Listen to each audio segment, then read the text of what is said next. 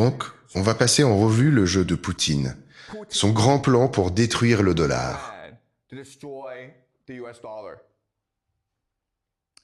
Mais avant ça, il y a une chose que je tiens vraiment à vous mettre au clair, c'est que tous les Américains ne voient pas d'un bon œil que les États-Unis aient la monnaie de réserve mondiale.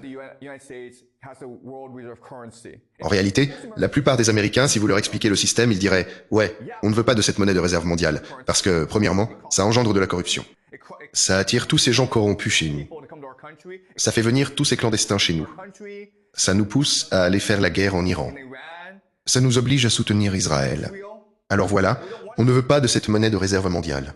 Le problème, c'est qu'ils y sont accros, parce que c'est de l'argent trop facile, d'accord? Donc, on est face à une contradiction. D'un côté, les Américains savent que cette monnaie de réserve mondiale leur fait du mal, de l'autre, ils y sont accros. Au fond, l'Amérique est accro. Alors, on fait quoi? Eh bien, la seule chose à faire, c'est ce qu'on appelle un sevrage forcé.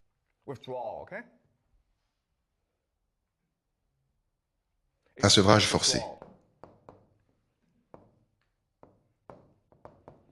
Autrement dit, on prive tout simplement l'Amérique de sa capacité à imprimer de la monnaie. Et pour ça, on détruit la demande mondiale de dollars. C'est clair? À court terme, ça va faire très mal à l'Amérique. En gros, dépression économique, guerre civile.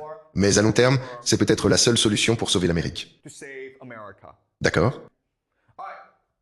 Alors, voyons la grande stratégie de Poutine pour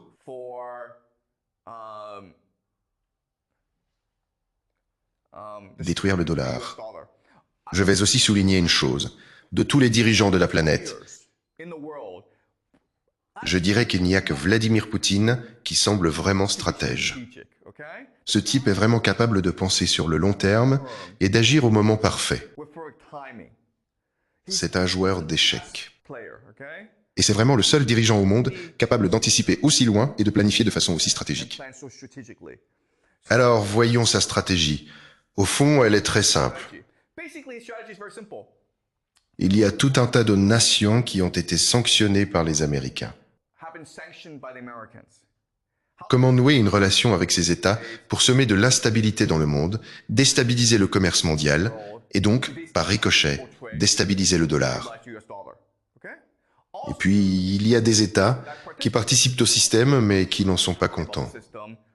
Alors, comment les arracher à leur dépendance envers l'Amérique?